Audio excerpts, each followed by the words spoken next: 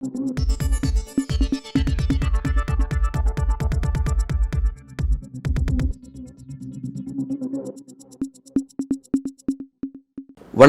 இது news focus Tamil. இன்றைய நமது அரசியல் பேசும் சிறப்பு விருந்தினராக திமுகவின் மக்கள் செய்தி தொடர்பு குழுவிலிருந்து திரு ஆண்டாள் பிரியதர்ஷினி அவர்கள் இணைந்திருக்கிறார். வணக்கம். வணக்கம். நலமா இருக்கீங்களா? நலம்பா. நீங்கள் நலமா? நலமா இருக்கேன். நான் இன்னைக்கு உங்கள்கிட்ட பேசணும்னு நினைக்கிற விஷயம் ஆல்மோஸ்ட் எலெக்ஷன் முடிஞ்சிருச்சு. மக்களவைத் தேர்தலுடைய 7ஆம் கட்ட தேர்தல் பிரச்சாரம் முடிஞ்சு தேர்தல் சந்திக்கக்கூடிய அந்த இறுதி கட்டத்தை நோக்கி வந்துட்டோம். எல்லாருமே தேர்தல் பிரச்சாரத்தை முடிச்சிட்டாங்க. பட் பிரதமர் மோடி இனிதான் தன்னோட தேர்தல் பிரச்சாரத்தை ஆரம்பிக்கிற மாதிரி ஒரு சில சைன் போட்டிருக்காருன்னு சொல்லிட்டு எதிர்க்கட்சிகள் கடுமையான விமர்சனத்தை முன்வைக்கிறாங்க. ஒரு தியானத்தின் மூலமாக தன்னுடைய தேர்தல் பிரச்சாரத்தை 7ஆம் கட்ட வாக்குப்பதிவு நடக்கிற வரையும் தன்னோட பிரச்சாரத்தை அவர் தியானத்தின் வாயிலாக தொடர இருக்கிறாருன்னு சொல்லிட்டு அதுக்கான இடத்தையும் தமிழ்நாட்டை நோக்கி கன்னியாகுமரி நோக்கி தேர்வு செஞ்சு தன்னோட பயணத்தை ஆரம்பிச்சிருக்கிறாரு. இது கூடவே உள்துறை அமைச்சர் அமித்ஷாவும் இங்கே இருக்கக்கூடிய பெருமாள் கோவிலுக்கு திருமயம், புதுக்கோட்டையில் இருக்க திருமயம் கோவில்களுக்கு போகிறது, அதை ஒட்டி சில கோவில்கள்லாம் போகிறதுன்னு சொல்லிட்டு அவரும் ஒரு அரசியலை இப்படி முன்னெடுக்கிறார். இது ஒரு வழிபாட்டு, ஒரு ஆன்மீக கடவுள் நம்பிக்கை மட்டும்தானா அப்படின்னு பார்க்கணுமா? அது பின்னாடி இருக்கக்கூடிய அரசியல் என்னவாக இருக்குது? இதெல்லாம் எப்படி புரிஞ்சுக்கலாம்? இதில் முக்கியமாக இந்த நடவடிக்கைகள்ங்கிறது இந்த தேர்தலுக்கானது மட்டும் இல்லை. அது அவர்களுடைய எதிர்கால திட்டம், 26க்கான திட்டம் அப்படிங்கிறத அமித்ஷாவே சொல்லிட்டார். ஆனால் இந்த தேர்தலுக்கு இது எப்படி முக்கியம் அப்படின்னா, இந்த 2024 தேர்தலுங்கிறது கன்னியாகுமரியில் 2 பாறை இருக்குது. அந்த 2 பாறை தான் இந்த தேர்தல். நான் அதை அப்படி தான் பார்க்குறேன். ஒன்று வர்ணாசிரமம் சொல்லுகின்ற சனாதன பாறை, அதில் தான் விவேகானந்தரின் மண்டபம் இருக்குது. அடுத்தது அதுக்கு பக்கத்துலேயே நம்முடைய முத்தமிழறிஞர் கலைஞர் 133 அடியில் திருவள்ளுவர் சிலையை நிறுவினார்ல, அது எல்லோருக்கும் எல்லாம் என்று சொல்லுகின்ற, பிறப்போக்கும் எல்லா உயிர்க்கும் என்று சொல்லுகின்ற சமத்துவ பாறை. ஸோ இந்தியாவுக்கு இப்போது 2024 தேர்தல் என்பது சனாதன பாறையா சமத்துவ பாறையா, அந்த ஒரு பார்வை தான் நம்ம இதை பார்க்கணும். அதனால் நம்முடைய பிரதமர் தேர்ந்தெடுத்திருப்பது சனாதன பாதை, சனாதன பாறை, சனாதன பார்வை, இப்படி எப்படி வேணாலும் சொல்லலாம். ஆனால் நம்முடைய இந்தியாவுக்கு இப்போது மிக அதிகமாக தேவை சமத்துவ பாறை தான் அப்படிங்கிறத நம்முடைய 2024 தேர்தல் முடிவுகள் நிச்சயமாக சொல்லும்.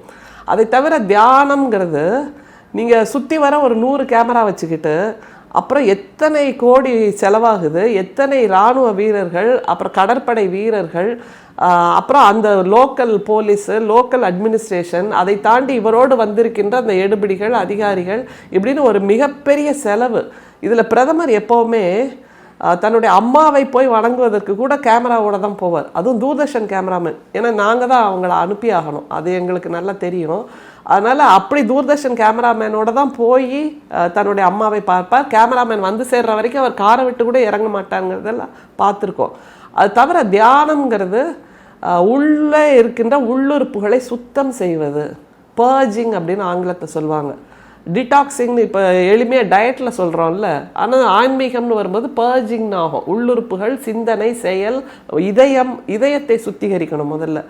அது தேவை பிரதமருக்கு. ஏன்னா அந்த 75 நாளில் அவர் கக்கின விஷம், அவர் கக்கின வன்மம், அவர் கக்கின பிரிவினைவாதம், அவர் கக்கின மதவாதம், அவர் கக்கின வெறுப்பு, மற்றவர்கள் மீதான குற்றச்சாட்டுகள், மற்றவர்கள் மீதான இழி சொற்கள், இது எல்லாவற்றையும் உடம்பிலிருந்து அகற்றணும்னா இந்த தியானம் முக்கியம்தான். ஆனாலும் இந்த உலக சாதனைகள்லாம் நடத்துவாங்கல்ல, அப்போது இந்த மாதிரியான ஒரு மிக நீண்ட நேரம் நான் உட்கார்ந்துருக்கேன் அப்படின்னு சொல்லுவாங்க. நடுவில் ஒரு 5 நிமிஷம் தான் பிரேக் இருக்கும்.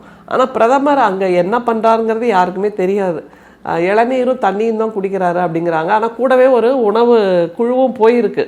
எதுக்கு அது மாதிரி விவேகானந்தர் மண்டபத்தில் ஏசி வசதிகள்லாம் கிடையாது. ஆனால் மிக அதிகமான டன் வசதியுள்ள ஏசி எல்லாம் போய் இறங்குது. அப்படின்னா எப்போதும் உலகத்தின் கண்களை ஏமாற்றி கொண்டிருப்பது தான் பிரதமரோட ஒற்றை வேலையாக செஞ்சார் இத்தனை வருஷமாக.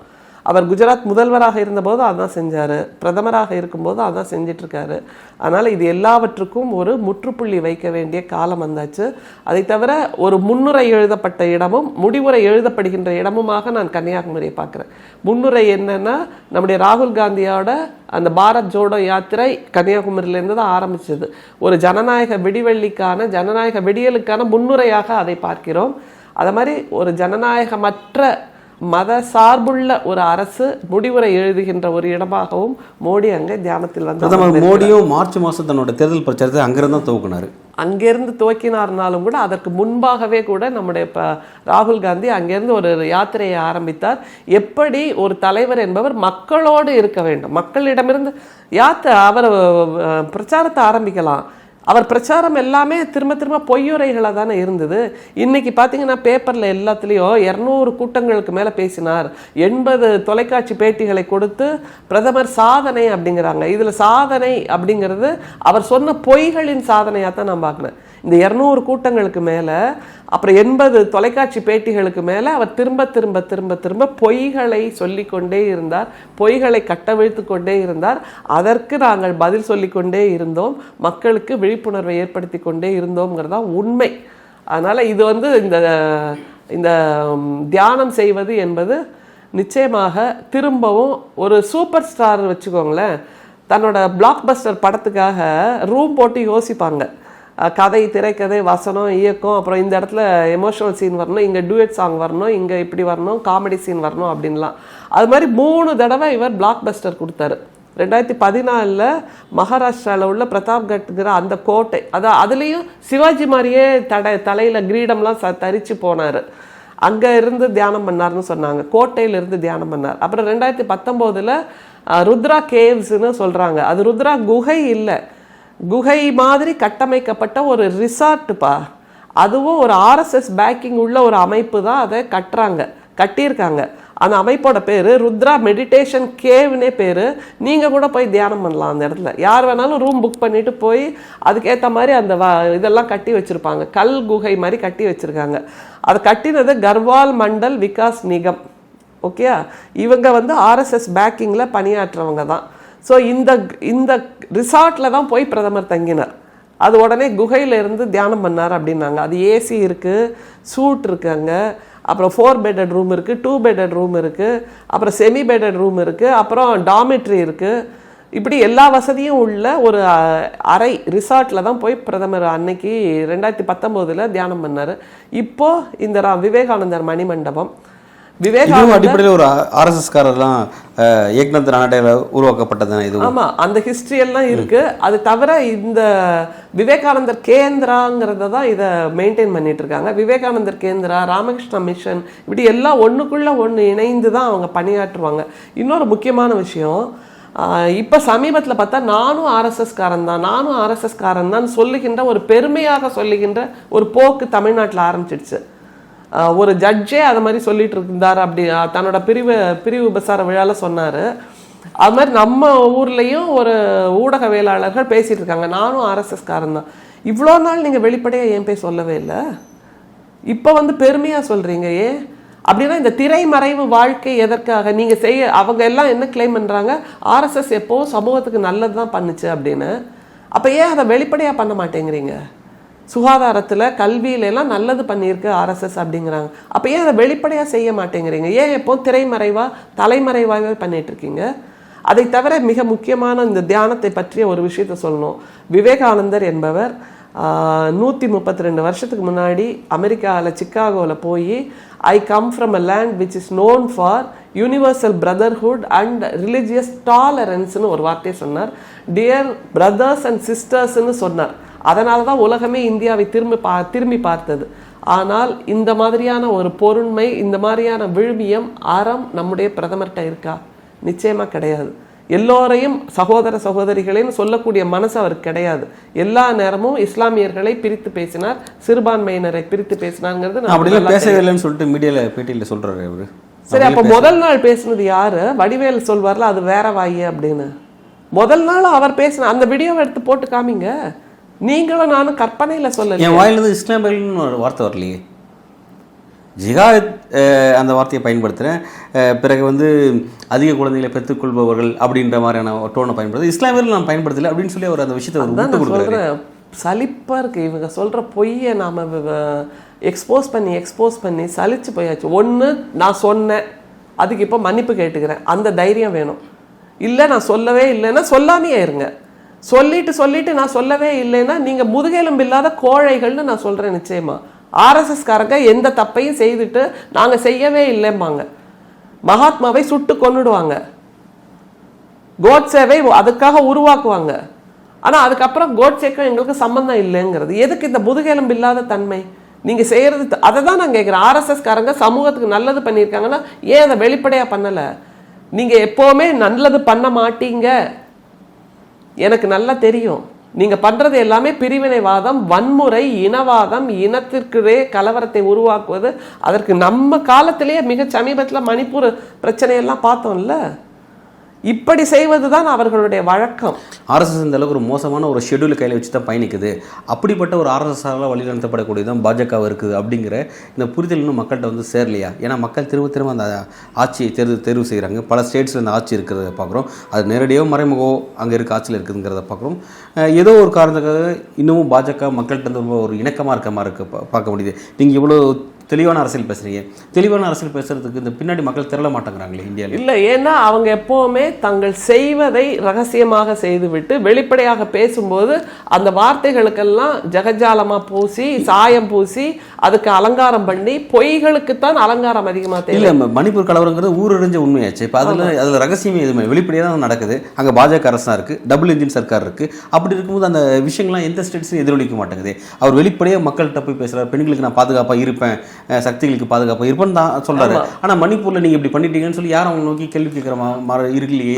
அந்த விஷயங்கள் எதுவும் அந்த உண்மையை நாம் உணர்ந்து விட கூடாத அளவுக்கு அவங்க மதவாதத்தை கையில் எடுத்து நமக்கு மறத்து போற மாதிரி பண்ணிடுவாங்க.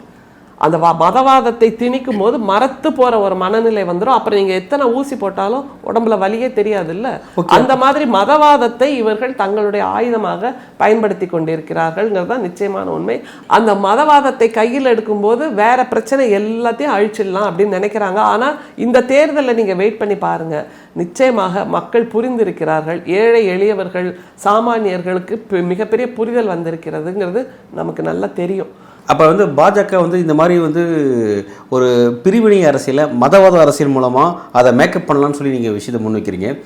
அப்படி மேக்கப் பண்ணக்கூடிய அரசியல் சாத்தியம்தான் அப்படின்னு, அதாவது மேக்கப் இவ்வளோ விஷயங்கள் செஞ்சுட்டு மதவாத அரசியல் மூலமாக எல்லாத்தையும் மறைச்சிட்டு திரும்ப வெற்றி பெற முடியும் அப்படின்ற ஒரு யுக்தியை மோடி உறுதியாக நம்புறாரு அப்படின்னா, அப்போ எதிரணியிலிருந்து நீங்கள் வீழ்த்துவதற்கு உங்களுக்கு என்னதான் வாய்ப்பு இருக்குது? எங்களுக்கு என்ன வாய்ப்புன்னா, நம்முடைய ராகுல் காந்தி காங்கிரஸோட தேர்தல் அறிக்கை சொல்லிச்சுல்ல, நாங்கள் வேலை வாய்ப்பை உறுதி செய்வோம், பெண்களுக்கான பொருளாதார சுதந்திரத்தை கொடுப்போம், எல்லோருக்குமான கல்வியை கொடுப்போம், எல்லோருக்கும் இந்த நாட்டில் ஜனநாயக முறைப்படி வாழ்வதற்கான ஒரு அமைப்பை கொடுப்போம்னு. இதுதான் எங்களோட ஆயுதங்கள். மதவாதம் என்பது நிச்சயமாக ஒரு ஆயுதமே இல்லை மக்களை அடிமைப்படுத்துவதற்கு. மக்களை நீங்கள் கொண்டாட வைக்க வேண்டும். அதுக்கு நீங்கள் திரும்பவும் இந்த தியானத்துக்கே வந்துருங்களேன், அதோட பதில் சேர்த்து சொல்கிறேன். நம்முடைய பிரதமர் தேர்ந்தெடுக்கின்ற இந்த நம்முடைய பிரதமர் தேர்ந்தெடுத்திருக்கின்ற இந்த விவேகானந்தர் மண்டபத்தில் இருக்கின்ற தியானம், அந்த தியானம் என்பது சனாதனத்தின் பாதை அப்படின்னு. ஆனால் திருவள்ளுவரோட பாதை வந்து பிறப்புக்கும் எல்லா உயிருக்கும்னு சொன்னார் இல்லையா? அப்படின்னா அந்த 133 அடியின் உயரத்தில் நம்முடைய திருவள்ளுவர் நிற்கிறார். சனாதனம் என்பது அவர்களுடைய காலடியில் தான் கிடக்கிறது. நீங்க அதை அப்படிதான் பார்க்கணும். அதனால நிச்சயமா இப்ப வேணா சனாதனம் இவர்களுக்கு கிளர்ச்சியை கொடுத்திருக்கலாம், அந்த மதவாதம் கிளர்ச்சியை கொடுத்திருக்கலாம். ஆஹா, என்னுடைய தெய்வத்தை பிரதமர் புகழ்ந்து பேசுகிறாரே, என்னை போலவே கோயிலுக்கு போறாரு, என்னை போலவே சுண்டல் சாப்பிட்றாரு, என்னை போலவே தீப ஆரத்தி காட்டுறாரு, என்னை போலவே அந்த கஷேத்திரங்கள்ல எல்லாம் நீராடுறாரு அப்படின்னு பார்த்து வியந்திருக்கலாம். 10 வருஷமா அதுதான் நடந்தது. ஆனால் அதற்கு பின்பு ஒன்று தோன்றும், என்னன்னா பிரதமர் கோயிலுக்கு போறதுக்கு நாம தான் வரி கட்டுறோம், நீங்களும் நானும் கோயில் போனா நம்ம தான் சம்பளத்தை எடுத்துட்டு போகணும். அதுதான் மிகப்பெரிய புரிதல். அதற்கு எனக்கு வேலை வேண்டும், என்னுடைய பசிக்கு சோறு வேண்டும். அது வந்துச்சுன்னா இப்போ எனக்கு தேவை மதவாதம் இல்லை, என்னுடைய வாழ்க்கைக்கான உத்தரவாதம் அப்படிங்கிற புரிதல் 10 வருஷம் கழிச்சு வந்திருக்கு. ஏன்னா பிரதமர் 2 விஷயம் இருக்குப்பா. ஒன்று வந்து ஆப்ஷனல், இன்னொன்று மேண்டேட்ரி. வாழ்க்கையில் மதவாதம் அல்லது சாமியை கும்பிடுறது, கோயில் போகிறதுங்கிறது ஆப்ஷனல், இருக்கலாம் இல்லாமலே இருக்கலாம். மேண்டேட்ரிங்கிறது, சோறுங்கிறது மேண்டேட்ரி. வாழ்க்கைக்கு வாழறதுக்கு ஒரு வீடுங்கிறது மேண்டேட்ரி, வாழ்க்கைக்கான வருமானம்ங்கிறது மேண்டேட்ரி. இதற்கான பதிலை கொடுக்காமல் நம்முடைய பிரதமர் இந்த தியானத்துல வந்து உட்கார்ந்துருக்காரு. 2 வரியில் அந்த விஷயத்தை குறிப்பிடலாம். ஒழுக்கம் என்பது பொது சொத்து, பக்தி என்பது தனி சொத்து அப்படின்னு 2 வரியில் அழகா குறிப்பிடுவது உண்டு. அந்த வரியில் நீங்கள் அதை குறிப்பிட்டு உங்களோட கருத்துக்களை சொல்லியிருக்கீங்க. Right, okay. இப்போ என்னென்னா, இந்த தியானத்தை தடுப்பதற்காகவும், குறிப்பாக இந்த தியானத்தை ஒளிபரப்பு செய்யக்கூடாது, மீடியாக்கள் ஒளிபரப்பு செய்யக்கூடாது, அதை தடுப்பதற்காகவும் எதிர்க்கட்சிகள் சில சட்ட ரீதியான உதவிகளை நீங்கள் நாடினீங்க, முயற்சிகளை மேற்கொண்டீங்க. பட் அது எதுவும் கை கொடுக்கல. இன்றைக்கி வந்து அவரோட அந்த தியானத்தை தொடர்ந்து செஞ்சுக்கிட்டே இருக்கிறாரு. தொலைக்காட்சியில் அதை ஒளிபரப்பு செஞ்சுட்டே இருக்குது. இப்போ இதுக்கிடையில் தான் வந்து நாளைக்கு எலெக்ஷனில் மக்கள் வந்து வாக்களிக்கிருக்காங்க, 7ஆம் கட்ட எலெக்ஷனில் மக்கள் வாக்களிக்கிருக்காங்க. அப்படி இருக்கும்போது அவரோட தியானத்தை தொடர்ந்துகிட்டே இருக்காரு, மீடியாக்களும் அதை ஒளிபரப்பிட்டே இருக்காங்க, மக்கள் வாக்களிக்க இருக்காங்க. அப்படின்னும் போது அப்போ உண்மையிலே இந்த தியானத்தை பார்த்து அந்த 7ஆம் கட்ட தேர்தல் அப்படிங்கிறது நிச்சயமாக அதோட இம்பாக்ட் உருவாகி அந்த 57 தொகுதியில் பாஜகவுக்கு சாதகமாக வாக்குகள் பதிவாக வாய்ப்பு இருக்கா?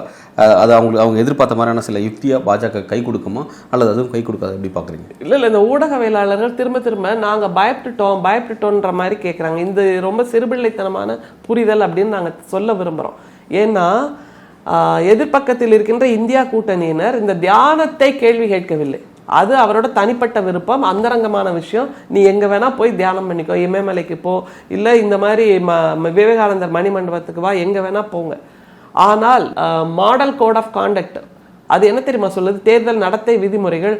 ஒரு கேண்டிடேட்டாக இருக்கிறவர் தன்னை எக்ஸ்போஸ் பண்ணுகின்ற அளவுக்கு அந்த சைலன்ஸ் பீரியடில் வெளிப்படுத்தி கொள்ளக்கூடாதுங்கிறது ஒரு பாயிண்ட். அதில் அதைத்தானே இப்போ பிரதமர் செய்கிறார்.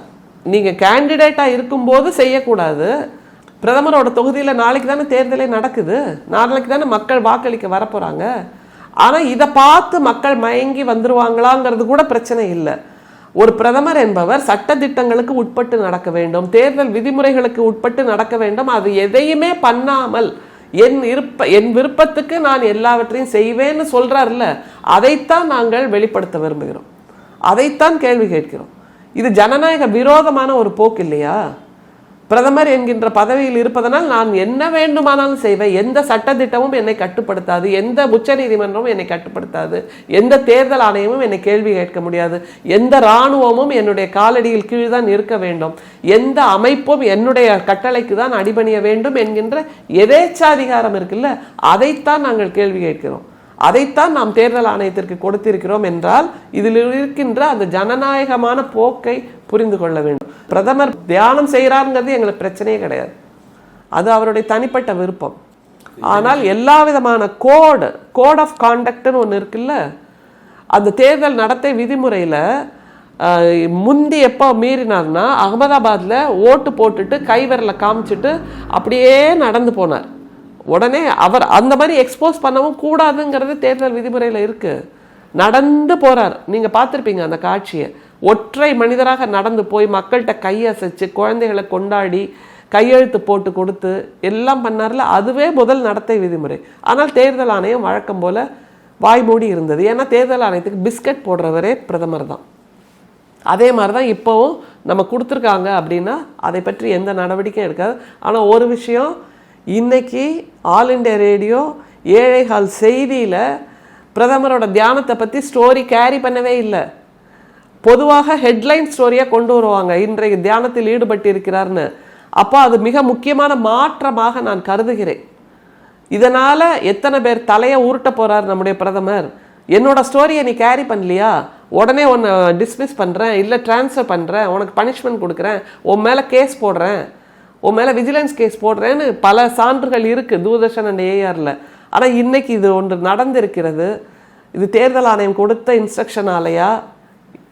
ஏன்னா நிச்சயமாக இன்ஸ்ட்ரக்ஷன் இல்லாமல் இவங்க அதிகாரிகள் பண்ணியிருக்க மாட்டாங்க. அதனால் இது ஒரு மிகப்பெரிய மாற்றமாக நான் பார்க்கிறேன். அது எதனோட சமிக்கைனா, இந்தியா கூட்டணிக்கு வெற்றி வாய்ப்புகள் வந்து கொண்டிருக்கிறது. இனிமேலும் நாம் பிரதமருக்கு ஜால்ரா அடித்து கொண்டிருப்பது நியாயமில்லை என்கின்ற ஒரு புரிதல் தேர்தல் ஆணையத்துக்கு வந்திருக்க கூடும். அந்த மாதிரி ஒரு புரிதல் தேர்தல் ஆணையத்துக்கு வந்துடுச்சுங்கிறனால தான் இப்போ இராணுவத்தின் துணையை நம்முடைய பிரதமர் எடுத்துக்கொண்டிருக்கிறார். அந்த முப்படை தளபதிகளின் அவர் இந்த மே 31 ரிட்டையர்மெண்ட்னா அது அவர் ஜாயின் பண்ண நாள்லேயே தெரிஞ்சிருக்கும். என்னைக்கு பணியில் ஜாயின் பண்ணாரோ அன்னைக்கு 2024 மே 31 அவரோட சூப்பர் ஆனிவேஷன் டே அப்படிங்கிறது. அவரை நியமித்த போதும் பிரதமருக்கும் தெரிஞ்சிருக்கும். அதுக்கு என்ன 2 நாள் முன்னாடி தான் தெரிஞ்சு உடனே 1 மாதத்துக்கு எக்ஸ்டென்ஷனா? அப்படின்னா என்ன சமிக்கை பிரதமர் கொடுக்கிறார் என்றால், அதையும் நம்முடைய அமித்ஷா அவர்கள் சொன்னார்கள், நாங்கள் நிச்சயமாக 400 வருவோம், 370 வருவோம். அப்புறம் இன்னொரு முறை பிஜேபிக்காரங்க சொல்கிறாங்க, நாங்கள் தோற்றாலும் நாங்கள் தான் ஆட்சி அமைப்போம். இதற்காகத்தான் இராணுவத்தை அவர்கள் பயன்படுத்த போகிறார்களா? தனக்கு ஒத்து ஊதுகின்ற ஒரு முப்படை தளபதியை வைத்து இராணுவத்தால் இந்தியாவை கட்டுப்படுத்த போகிறார்களா? இந்தியாவுடைய இந்த அரசியலை வந்து உலகமே உற்று நோக்கி கொண்டுட்டு இருக்குது. உண்மையிலே வந்து இவ்வளோ பெரிய ஜனநாயக திருவிழா அப்படிங்கிறது உலகத்தில் எந்த நாட்டிலையுமே கிடையாது அப்படிங்கிறத பார்க்குறோம். அப்போ இந்த இடத்துல ஒரு ஜனநாயகபூர்வம் தான் தோற்கடிக்கப்பட்டாலும் இராணுவத்தினுடைய துணை முதல் இராணுவத்தோட துணையினுடைய உதவியுடன் அவர் தன்னோட ஆட்சி இங்கே தொடர்ச்சியாக தக்க வச்சுக்க முடியும் அப்படின்ற ஒரு இடத்துக்கு நகராருன்னா உலக நாடுகள் அது எப்படி அவ்வளோ எளிமையாக கையாளும், எப்படி அழகாக அதை பார்த்துக்கிட்டு இருக்கும். நிச்சயமாக சில சிக்கல்கள் இருக்கும். எப்படி அதை அவ்வளோ சாதமாக செய்ய முடியும்னு பார்க்குறீங்க? உலக நாடுகள் என்ன செய்ய முடியும்? இது எங்களுடைய உள்நாட்டு விவகாரம்னு சுலபமாக சொல்லிடுவோம். ஐநாலாம் வந்துருச்சு. ஐநாலாம் வந்துட்டு அப்புறம் நீங்கள் அப்படி ஒரு ஐநா சொல்லி யார் என்னத்தை கேட்டாங்க? நீங்கள் சொல்லுங்க பார்க்கலாம். ஐநா சொல்லி பருவநிலை மாறுபாட்டில் கிரேட்டா துன்பர்கின்ற அந்த சின்னஞ்சிறு சிறுமி போய் பேசினா, உலக தலைவர்கள் உங்களால தான் எங்களோட எதிர்கால பூமி பாதிக்கப்படுகிறது அப்படின்னு அவளோட பேசினா எல்லாரும் கைதட்டினாங்க, கொண்டாடினாங்க. அதோட முடிஞ்சு போச்சு. ஐநா சபை சொல்லி இப்போ எந்த நாட்டில் எது தெளிவாக ஒரு தீர்மானமாக நடந்துகிட்டு இருக்கு? இப்போ இஸ்ரேல் போர் நடக்குது, ஐநா சொல்லாமையா இருக்கு? சொல்லுங்க பார்க்கலாம். இப்போ யாருமே எந்த விஷயத்துலையும் தலையிடுறது இல்லை. அதனால் இப்போ அதுவும் சாத்தியம். இப்போ இந்த விஷயத்தெல்லாம் குறிப்பிட்டு அதனால் மோடி வந்து ஆட்சியிலிருந்து அகற்ற முடியாது அவரை அப்படின்ற விஷயம் சாத்தியம் தான் அப்படின்னு நிச்சயமா அவர் பதவியை விட்டு அதிகாரத்தை விட்டு நகர்வார் என்பதில் இந்திய மக்களுக்கு நம்பிக்கை இல்லை. அதனால் எந்த நிலைக்கும் அவர் போவார். அதுக்கு 2-3 சாட்சியை சொல்கிறேன். எந்த நிலைக்கு கட்ரோட்டா பண்ணுவாருங்கிறதுக்கு ஒரு சாட்சி, தன்னோட அம்மா இருந்த வரைக்கும் அம்மாவை போய் பார்க்கும்போதெல்லாம் கேமராவோட போய் போய் போய் பார்த்தாருல்ல, அம்மாவை தெய்வமாக கொண்டாடுகிறேன், பாருங்கள் என்னை போல் ஒரு ஆண்மகன் உண்டா, என்னை போல் ஒரு மகன் உண்டா அப்படின்னு காட்சியை உருவாக்கினார். வீட்டில் இருக்கிற அம்மாலாம் கூட கேட்டிருப்பாங்க, பாரு பிரதமரே போய் அவங்க அம்மாவை கொண்டாடுறாங்க, நீ வந்து என்னை பார்க்க மாட்டேங்கிறியே அப்படின்ற டயலாக்லாம் கூட அம்மா பேசியிருப்பாங்க. கொண்டாடினார் இல்லையா? அம்மா இறந்து போனதுக்கப்புறம் இப்போ என்ன சொன்னார்? எங்கள் அம்மா வயிற்றில் நான் பிறக்கலை. எந்த ஒரு மிக மிக மோசமான ஒரு மனுஷன் கூட இப்படி சொல்ல மாட்டாங்கப்பா. இல்லை, எங்கள் அம்மாவின் மூலமாக நான் பிறக்கவில்லை, நான் பயாலஜிக்கலாக பிறக்கலை, கடவுளோட நேரடி பார்வையில் வந்தேன்னா அந்த அம்மாவோட வீட்டில் நீங்கள் இருந்திருப்பீங்க, அம்மாவோட கையை பிடிச்சிட்டு ஸ்கூல் போயிருப்பீங்க, அம்மாவோட கையை பிடிச்சிட்டு கோயில் போயிருப்பீங்க. அந்த மோடி யார்? நீங்கள் எந்த வயசில் கடவுளால் பூமிக்கு அனுப்பப்பட்டீங்க? இதெல்லாம் கேள்விகள் வரல. இதெல்லாம் பகுத்தறிவுக்கு ஒவ்வாத ஒரு விஷயமா இருக்குல்ல. அதே மாதிரி பெண்களை கொண்டாடுகிறேன், நாரி சக்தி நாரி சக்திங்கிறாரு. அவர்கள் தான் எனக்கு தெய்வங்கள் அப்படிங்கிறாரு, சகோதரிகளேங்கிறாரு, அம்மாக்களேங்கிறாரு, எல்லாம் சொல்றாரு, மகள்களேங்கிறாரு. திரும்பவும் நம்ம மணிப்பூர் விஷயத்துக்கு தான் போக வேண்டியிருக்கு, நம்முடைய மல்யுத்த வீராங்கனைகளுக்கு தான் போக வேண்டியிருக்கு. இது கேட்டு கேட்டு சலிச்ச விஷயமா இருக்கலாம். ஆனால் இதற்கு என்ன பதில் இருந்தது? ஒரு பில்கிஸ் பானுக்கு என்ன பதில் இருந்தது? அதை தவிர மிக சமீபத்தில் அவர் சொன்னார்ல, இந்தியா கூட்டணியினர் முஜ்ரா டான்ஸ் ஆடுறாங்க அப்படின்னு. அந்த பெண்களை கொச்சைப்படுத்துகிறார். அவங்க என்ன வரம் வாங்கிட்டு வந்தாங்களா, நான் முஜ்ரா டான்ஸ் ஆடி தான் என் வயிற்று பழப்பை பார்த்துப்பேன் அப்படின்னு? அந்த ஓபிசி பெண்களுக்கான வாழ்நிலையை உயர்த்தாதது தானே பிரதமர் செய்த தப்பு. அதைத்தானே நாங்கள் சொல்லிட்டு இருக்கோம். Right, okay. இப்போ இவ்வளோ விஷயத்தை நீங்கள் குறிப்பிட்டு உண்மையிலே ஒரு ஆட்சி மாற்றத்தான சில சயின்ஸ் தெரியுது, வெளிப்படையாக அதை நாங்கள் இந்திய கூட்டணி ஆட்சிக்கு பிடிக்கும் அப்படிங்கிற கருத்தை நீங்கள் உறுதியாக நம்புறீங்க. இப்போ உங்களுடைய கூட்டணியை பொறுத்த வரைக்கும் நீங்கள் அதில் டிஸ்கஸ் பண்ணுறது வந்து ஜூன் 1 அப்படிங்கிறத அன்றைக்கி, அதாவது ஜூன் 4 வரைக்கும் காத்திருக்காமல் ஜூன் 1 அந்த மாலையே வந்து நீங்கள் கூட்டம் கூட இருக்கீங்க. உங்கள் கூட்டணியில் யார் அதிகபட்சமான தொகுதியில் கைப்பற்றாங்களோ அவங்க தான் வந்து பிஎம் கேண்டிடேட், அந்த கட்சி சார்பாக தான் பிஎம் கேண்டிடேட் அப்படின்ற மாதிரி ஆல்ரெடி இப்போ காங்கிரஸ் வந்து செய்திகள் வெளியிட்டிருக்கு. அப்படின்னும் போது அதிகமான இடங்களை பங்கெடுக்கிறது காங்கிரஸ் தான். இப்போ காங்கிரஸ் தான் அப்படிங்கிறது வெளிப்படையாக தெரியுது. ஏற்கனவே காங்கிரஸுக்கு அப்பர் ஹேண்ட் எடுக்கக்கூடாது அப்படின்னு சொல்லி தான் இந்தியா கூட்டணியில் மம்தா பானர்ஜியோ அரவிந்த் கெஜ்ரிவாலோ இன்னும் உள்ள பல தலைவர்கள் வந்து அவங்களுக்கு மாற்று கருத்து அதில் இருந்துச்சு. அப்போ ஆல்மோஸ்ட் அது இப்போ நீங்கள் தான் காங்கிரஸாக அவங்களோட அப்பர் ஹேண்ட் தான் உயரப்போகுது அப்படின்னா இப்போ மற்ற கட்சிகள்லாம் வந்து அதை ஏற்றுக்குமா அல்லது உள்ளுக்குள்ளே சலசலப்பு வர ஆரம்பிச்சிருமா? இப்போ இந்தியா கூட்டணிக்கு ஆட்சி, அதாவது வெற்றி ஒருவேளை இந்தியா கூட்டணி கிடைச்சா கூட நீங்கள் ஆட்சி அமைக்கிறதுல பல சிக்கல்கள் உருவாகுமா? எப்படி பார்க்கலாம்? மிக நீண்ட கேள்வி.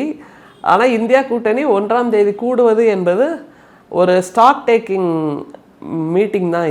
இது நாள் வரைக்கும் திரும்ப அந்த ஒரு வருஷத்துக்கு முன்னாடி பிரதமரே சொன்னார் நெல்லிக்காய் கூட்டணி இது அப்படின்னு. ஒன்றா இயங்க மாட்டாங்க, ஒன்றா சேர மாட்டாங்க, ஒன்றா எதுலேயுமே கைகோர்த்து நிற்க மாட்டாங்கன்னா அதையெல்லாம் கடந்து பல நிலைகளை கடந்து வந்து ஒரு மிகச்சிறப்பான பரப்புரையை நம்ம செஞ்சோம். எங்கேயுமே தரக்குறைவான வார்த்தைகளை இந்தியா கூட்டணி பயன்படுத்தவே இல்லை. எந்த இடத்திலும் நாங்கள் வளர்ச்சியைத்தான் பேசினோம், மக்களுக்கு நம்பிக்கையை கொடுக்கின்ற அந்த கொள்கைகளை திட்டங்களைத்தான் பேசினோம்.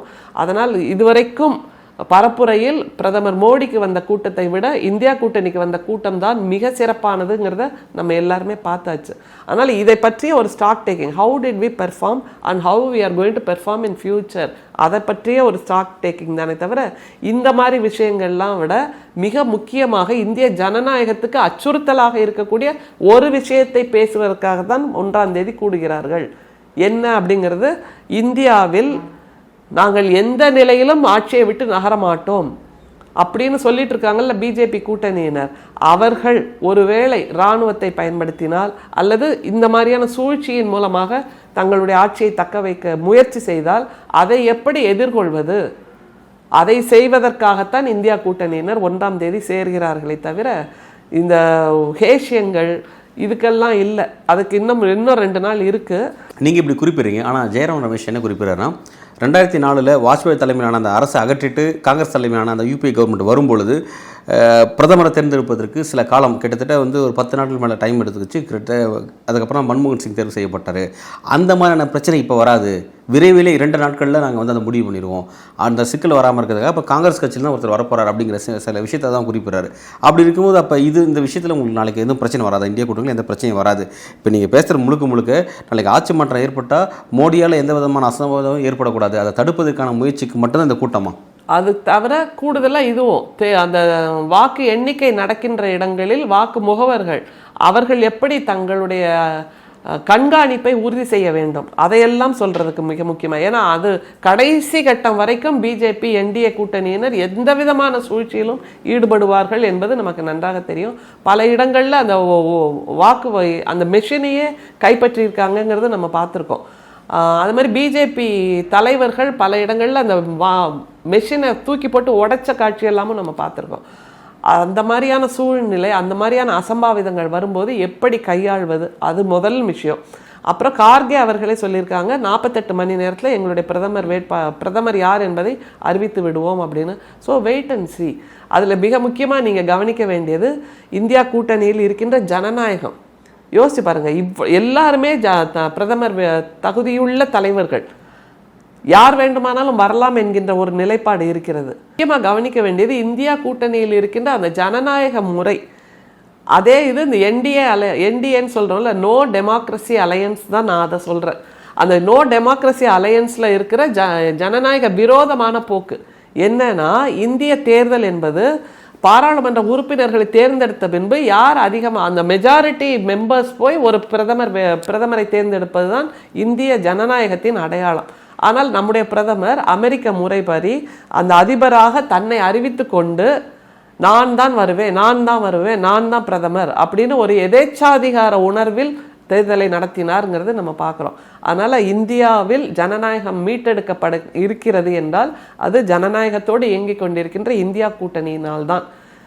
முற்ற முழுக்க எதேச்சாதிகாரத்தோடு இருக்கின்ற என்டிஏ நோ டெமோக்ரஸி அலையன்ஸால் இல்லை என்பதை மீண்டும் நாங்கள் 1ஆம் தேதி கூட்டத்தில் நிரூபிக்க இருக்கிறோம்.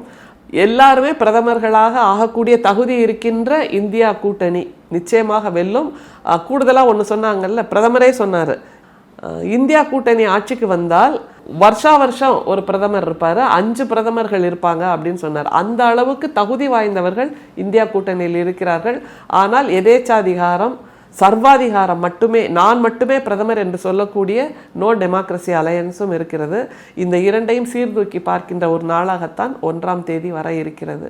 ரொம்ப ஆட்சி மாற்றத்துக்கான தெளிவான நம்பிக்கையோட ரொம்ப 100%, 200% அதுக்கான வாய்ப்பு இருக்குது அப்படிங்கிறத நீங்கள் குறிப்பிட்டிருக்கீங்க. ஜூன் 4 என்ன நடக்குது அப்படிங்கிறத நம்ம பொறுத்திருந்து பார்க்க தான் போகிறோம். பல்வேறு கேள்விக்கு விரிவான உங்களோட கருத்துக்கள் வழங்கியமைக்கு மிக்க நன்றி.